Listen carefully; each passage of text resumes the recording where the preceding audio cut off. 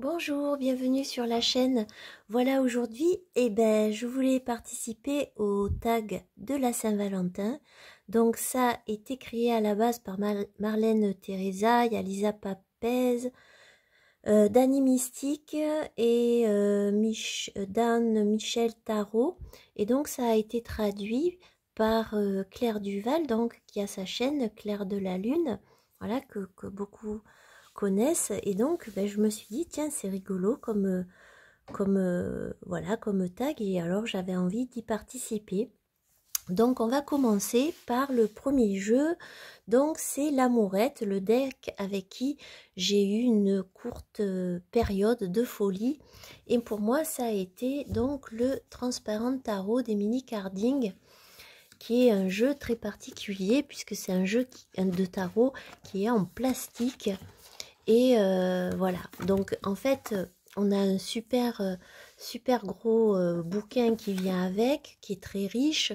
Je n'ai pas encore tout traduit, voilà, aussi parce que voilà, ça demande pas mal de temps. Mais ce que j'ai aimé dans ce jeu quand je l'ai eu, c'est que j'ai eu cette impression d'avoir je sais pas, un petit peu comme une sorte de marmite où j'allais pouvoir faire plein de choses différentes. Donc c'est des cartes en plastique, et donc vous avez dessus la représentation de la carte. Ici par exemple on est dans les bâtons, voilà. Alors je l'ai mis à l'envers, c'est le 7, donc on a la numérologie, la suite à laquelle la carte appartient et le dessin. Et en fait on peut superposer donc les illustrations pour faire des tirages, mais aussi on peut faire des frises. Et donc j'ai beaucoup je me suis beaucoup entraînée avec, pour créer aussi bien évidemment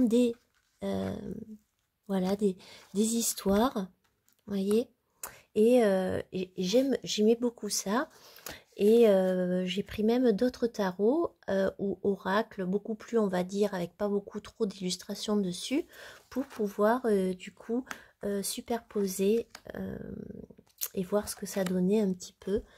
Voilà, donc ici par exemple c'est le jugement, voilà.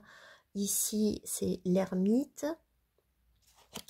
Alors c'est vrai que on va dire il est facile à manipuler. L'avantage qu'il a aussi, c'est on n'a pas de traces de doigts dessus. Et c'est vrai, voilà, quand je l'ai eu, ça a été oh là là, mais quelle originalité! Et alors vas-y que ah, excusez-moi. Et alors voilà, j'ai essayé plein de choses différentes avec. Ça m'a beaucoup plu. Ensuite, le deuxième, l'amour d'adolescent, le deck dont j'étais amoureuse, mais avec lequel je ne pouvais m'engager à long terme. J'ai choisi le tarot des magiciens de Corinne Kenner. Alors, c'est un tarot qui n'est plus édité en français pour l'instant. Donc, on a un livre qui est conséquent. Voilà, on est vraiment plongé, on est vraiment dans l'école de magie. Dans le livre, on retrouve des informations sur les runes, sur l'astrologie, et on a vraiment l'impression d'être dans cet univers à la Harry Potter. Après, on va dire que au niveau des cartes, il suit vraiment très bien le rider. Pour un débutant, il peut être assez simple. Maintenant, je pense qu'aussi, voilà, en vieillissant, disons qu'il y a certaines cartes qui vont plus me transporter que d'autres. Peut-être le fait que ça soit du montage ou de l'ordinateur, je sais pas trop, mais j'aime bien quand même. Il y a beaucoup de nature hein, dans le fond, mais voilà, c'est un jeu voilà, que je ressens plus comme un lien, oui, à l'adolescence. Il y a des cartes qui me font sourire, voilà. Et il est très joli, hein, mais voilà, je pense que On change un peu et cette reine de Pentacle est fantastique. Mais voilà, par exemple, j'adhère moi à ce genre d'illustration. Voilà, il y en a certaines vraiment qui me parlent. Les sirènes, c'est pas trop mon truc, c'est plus trop mon truc non plus. Donc voilà, ça c'est le jeu Amour d'adolescent. Ensuite, mon sex friend, un deck qui me tient à cœur et pour lequel on éprouve de la passion de temps à autre. Alors moi j'ai choisi l'impressionniste tarot, donc de Corinne Kenner et qui est illustré par Arturo Pica. Donc en fait voilà, moi j'ai un lien très fort avec la Provence, avec Saint-Rémy de Provence. J'ai y vécu petite. Et le premier peintre, mes premiers pas ont été à Saint-Rémy, au cloître Saint-Paul, puisque mon père travaillait là-bas. Et en fait, j'ai été plongée dans cet univers à la Van Gogh très jeune, puisque j'avais entre 4 et 5 ans. Et pour moi, c'est un jeu qui...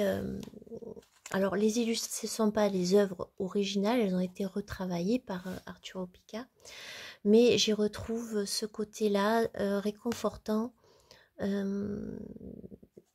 qui est cher à mon cœur. Alors, on n'a pas que du Van Gogh, on a du Degas, on a du Manet, on a du Gauguin. Il a un côté, quand je me suis spécialisée après en histoire de l'art, voilà, l'impressionnisme a été une période importante aussi pour moi. Mais voilà, c'est un jeu avec lequel j'aime me replonger. Il me rassure aussi, je pense. Il n'est pas dur. Et voilà, j'y retrouve Van Gogh, j'y retrouve des cyprès, j'y retrouve la mer, j'y retrouve des champs de blé, des tableaux de Van Gogh, mais revisités, on va dire. Et donc voilà, pour moi, c'est mon sex friend, celui qui me tient à cœur et que je garderai toute ma vie.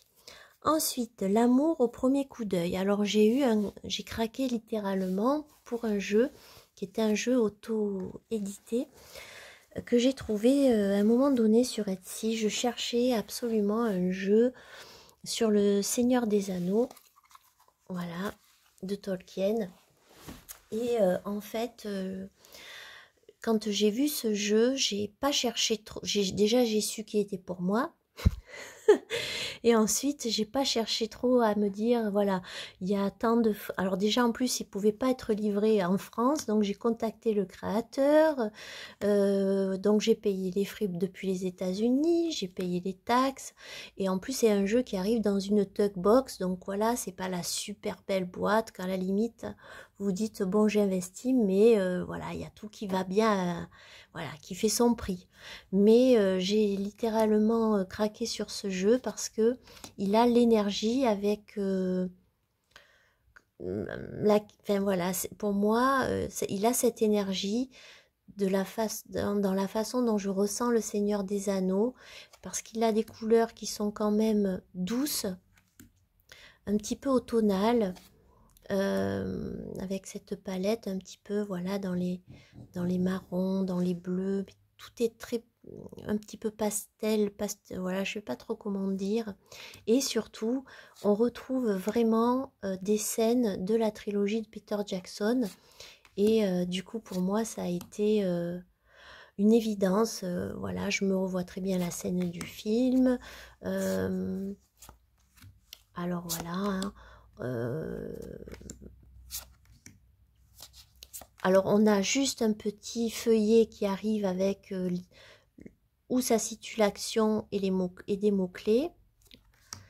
Voilà, donc on retrouve un Gandalf. Là on retrouve aussi la scène du film, là pareil. Voilà, on est vraiment plongé dans la trilogie. Pour moi, Le Seigneur des Anneaux est plus... J'ai un lien beaucoup plus fort qu'avec par exemple Harry Potter, même si j'aime beaucoup aussi Harry Potter. Mais j'ai, voilà, le Seigneur des Anneaux, pour moi, il a quelque chose d'encore plus particulier. C'est le film que la trilogie que je me remets dès que j'ai un petit coup de mou. Voilà, on revoit très bien toutes les scènes en fait, avec Gollum ici. Et puis les personnages ressemblent un peu aux acteurs du film, donc voilà, je me replonge vraiment dans cette trilogie. Et voilà, pour moi, ça a été l'amour au premier coup d'œil. On n'a pas regardé ni la distance, rien. On est allé direct. Et ensuite, le coup du soir. Le coup d'un soir, donc un deck que j'ai essayé, mais que j'ai abandonné presque immédiatement. Parfois, j'y repense encore. Alors, c'est un jeu que j'ai trouvé d'occasion parce que je le cherchais depuis très longtemps. Mais j'avais pas non plus envie de payer une fortune. C'est donc le Pomotaro de Brian Williams. Alors j'aime beaucoup ce jeu parce que déjà au niveau du livret il est très riche. On nous resitue vraiment au niveau artistique le courant. Voilà, donc qu'est-ce qu'on va retrouver dans ce tarot? Bon, au niveau qualité c'est pas trop ça, hein. Voilà, on a des très très grandes cartes. Mais disons qu'il m'attirait beaucoup parce que je trouvais qu'il avait une sorte de cette originalité de marier des œuvres d'artistes, on va dire tout ce qui était avant le postmoderne, et de les remanier donc avec ce courant artistique le plus contemporain. On a dans ce jeu une critique un petit peu de la société capitaliste. Ici par exemple le désastre, donc c'est la tour avec Hiroshima. Donc au niveau des arcanes majeures, elles sont quasiment toutes renommées. Voilà, si on a la tempérance, la mort me fait sourire, le pendu. Et au niveau donc des arcanes mineurs, on va retrouver voilà, des œuvres célèbres à la sauce. Donc on a voilà les billets, hein, c'est les deniers. Donc on retrouve, hein, on a on va avoir du Seurat, on va avoir du Dali, hein, donc les bâtons avec les télés, voilà.